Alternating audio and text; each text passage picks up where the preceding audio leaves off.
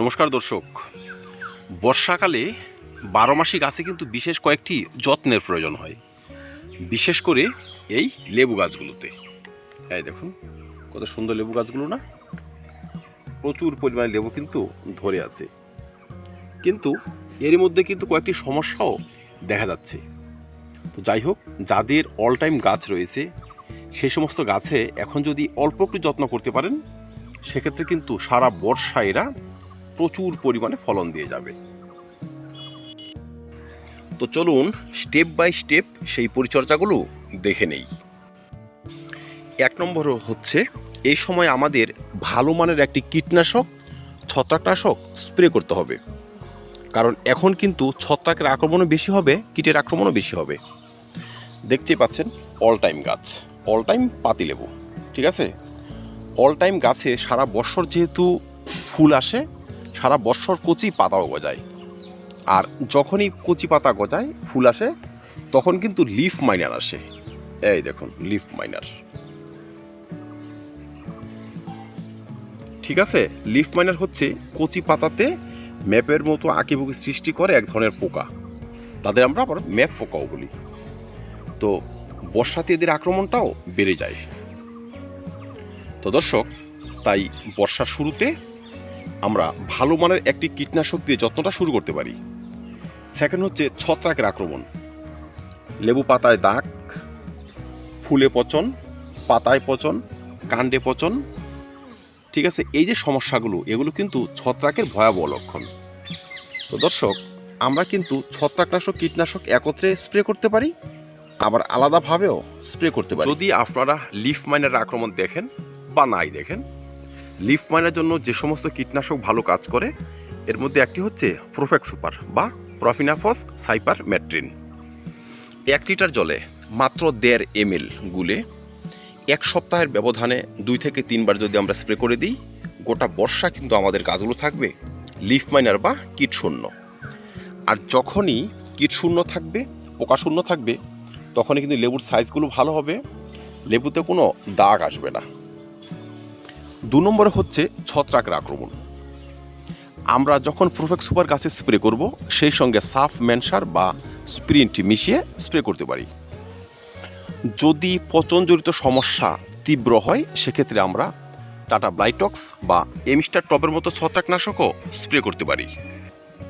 মনে রাখবেন, যদি আপনারা সাফ ম্যানসার বা স্প্রিন্ট ব্যবহার করেন, কীটনাশকের সঙ্গে মিশিয়ে স্প্রে করবেন।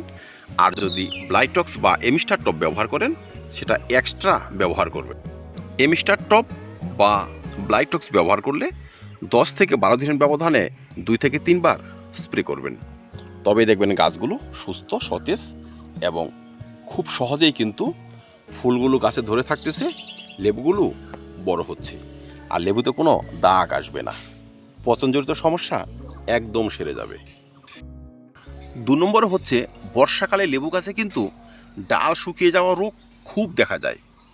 যদি এই ধরনের রোগ আমরা দেখি, সঙ্গে সঙ্গে কিন্তু অসুস্থ এবং শুকিয়ে যাওয়া ডালকে কেটে বাদ দিতে হবে। ডাল শুকিয়ে যাওয়া রোগটি সাধারণভাবে নিরীহ মনে হলেও এটা কিন্তু একটি বড় রোগের লক্ষণ। এই দেখুন শাখাটি শুকিয়ে গিয়েছে, এটা কিন্তু ডাইব্যাকের লক্ষণ।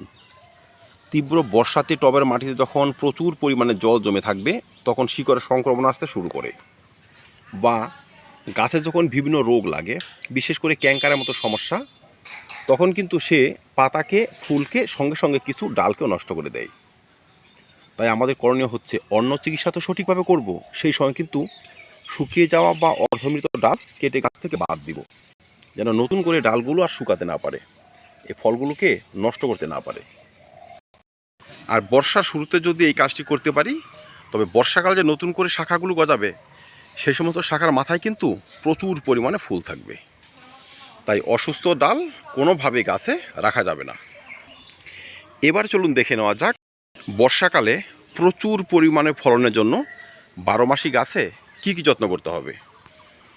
আমাদের পটাশিয়ামযুক্ত সার বা মিশ্র সারের সঙ্গে প্রচুর পরিমাণে পটাশিয়াম খাবার রাখতেই হবে। ধরুন, যদি আমাদের টবটি এমন 20-25 ইঞ্চি থাকে, তবে আমরা মিশ্র সার ব্যবহার করব। কারণ এখন যে অল টাইম গাছগুলো রয়েছে সেখানে কিন্তু ফুল রয়েছে, ফল রয়েছে এবং পরিপক্ক ফল রয়েছে। ঠিক আছে, এদিকে আসুন, এই দেখুন গাছটি প্রচুর পরিমাণে ফুল কিন্তু ফলে পরিণত হয়ে গিয়েছে এবং নতুন নতুনভাবে ফুল আসছে। ঠিক আছে, তাহলে এমন একটি খাবার দিতে হবে যেন এদের সার্বিক বৃদ্ধি হয়, ফুলও ফলে পরিণত হবে এবং নতুন করে ফুল আসতে সুবিধা হবে।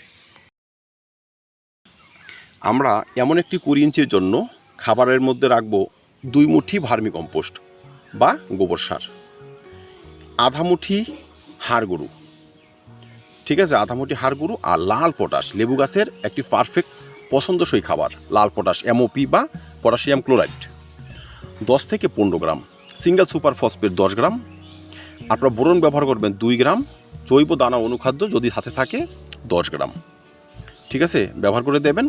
আর গাছে জিঙ্ক স্প্রে করে দেবেন। জিঙ্ক যদি স্প্রে করেন, এই যে পাতাতে যে সাদাটে ভাব বা হলুদ ভাব, পাতাতে যে ক্লোরোসিসের আক্রমণ সেগুলো কিন্তু হবে না। ঠিক আছে, কঠিন খাবারগুলো সেগুলো 20-25 দিনের ব্যবধানে একবার করে দিয়ে গেলেই হবে, আর জিঙ্ক 20 দিনের ব্যবধানে মাত্র 2 বার গাছে স্প্রে করলেই হবে। জিঙ্ক হিসাবে আমরা চিলেটেড জিঙ্ক ব্যবহার করতে পারি, 1 লিটার জলে মাত্র 2 গ্রাম, বা ওয়াটার সলিউবল যে কোনো জিঙ্ক গাছে স্প্রে করতে পারি 20 থেকে 25 দিনের ব্যবধানে মাত্র 2 বার।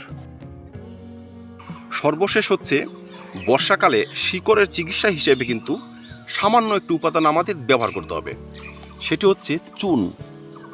দর্শক ভাবতে পারেন লেবু গাছে চুন, হ্যাঁ, পান খাবার চুন 1 লিটার জলে মাত্র 2 থেকে 3 গ্রাম গুলে টবের মাটিতে যদি এখন আমরা ঢেলে দিতে পারি, 20-25 দিন পর আরেকবার ঢেলে দিতে পারি, তবে কিন্তু 1-এ 2 কাজ হবে।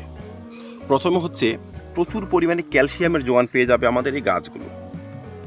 ঠিক আছে, যখনই ক্যালসিয়ামের ভালো যোগান পাবে, ফলে কিন্তু কোনো ধরনের ক্যালসিয়াম ডিফিসিয়েন্সি আসবে না।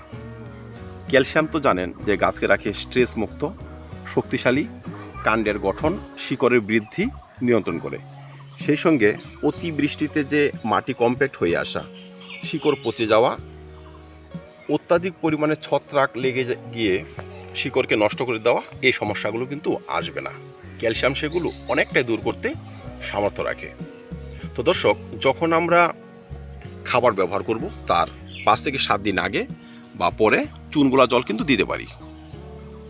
ঠিক আছে, মাত্র 2 বার খাবারগুলো আপনি দিয়ে যান না 4 বার 5 বার কন্টিনিউ, কিন্তু ক্যালসিয়াম বা চুনের যোগান আপনি 2 বার দেবেন। আপনারা ব্যবহার করতে পারেন জিপসাম সার কিনতে পাওয়া যায়, সেসবও দিতে পারেন। ঠিক আছে, ডিমের খোসা গুঁড়ো করে সেই ডিমের খোসাগুলো বয়েল করে সেই জলটাই ব্যবহার করলেও হয়ে যায়। মোট কথা, গাছকে আমাদের ক্যালসিয়ামের সোর্স দিতে হবে, তবেই কিন্তু গোটা বর্ষা প্রচুর পরিমাণে পাতিলেবু, গন্ধরাজ লেবু বা এমন অল টাইম লেবুতে পরিপূর্ণ রাখতে পারবেন।